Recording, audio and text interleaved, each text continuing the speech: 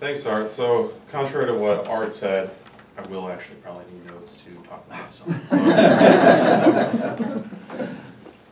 My name is Robert Hammond. I am a captain in the U.S. Army. I work over at DLI. And this is now my third meeting with Toastmasters, and I'm about to do my Icebreaker speech. It'll take about 4 minutes. Okay, overview. So I'm going to discuss, I'm going to give you a little bit of background on who I am, what I do here in Monterey, some of my personal interests, and also why I joined the club. I was born in Milwaukee, Wisconsin. I moved all around the place, all around the U.S., all around the world. After leaving Milwaukee, Wisconsin when I was a little kid, moved to Florida, primarily grew up there, but since then my family's moved to Alabama, South Carolina.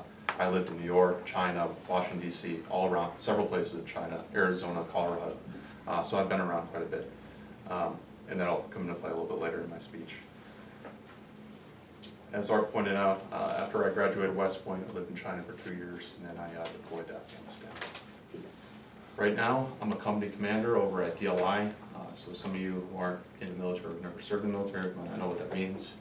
The best way I can describe it is I'm essentially like your father to about 360 teenagers, learning Chinese and Arabic, so it's a fun job. We deal with a wide variety of weird issues on a daily basis.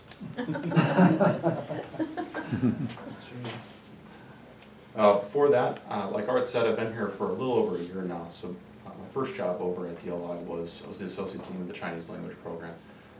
Given my Chinese language background, Army in its infinite wisdom decided to actually utilize that skill, which is pretty rare within the military. Usually we train people a year or two to really expensive training to learn a language, and they never end up using it their entire career. So I'm one of the lucky few. Now moving on to some of my hobbies, so you get a better idea of who I am personally. To my probably a general theme that surrounds all my hobbies is personal development. Part of the reason why I'm here. Two major themes for that are physical development and intellectual development. On the physical side, I've run marathons. More recently, though, I've gotten in powerlifting, and almost at the point where I compete competitively in that. I have about a 1,200-pound total. And that doesn't mean anything to you. It means squat, bench, and deadlift. On the intellectual side, though, and this is more important and probably more fundamental to who I am, I've been reading philosophy voraciously since I was a little kid. I grew up in a very conservative Lutheran household, and as a result, I've always been very interested in that, taking on more to the secular philosophy as opposed to like Christian philosophy, starting in high school. I hope to have an opportunity in some of my future speeches to talk a little bit about share with you some of my philosophical interests, if you guys will humor me. Still kind of vacillate back and forth on a pretty frequent basis to whether or not philosophy is a complete waste of time or if it's the most useful thing you possibly can study. Still haven't come to a conclusion on it though. So that brings me to why I decided to join Toastmasters. Like I said, I moved around a ton as a kid and also even as an adult after college.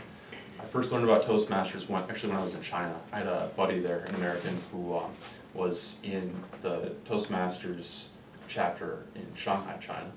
He was very well spoken, both in Chinese and English, and he told me a little bit about the club and the structure of it, how you get critical feedback, and I thought it was pretty cool.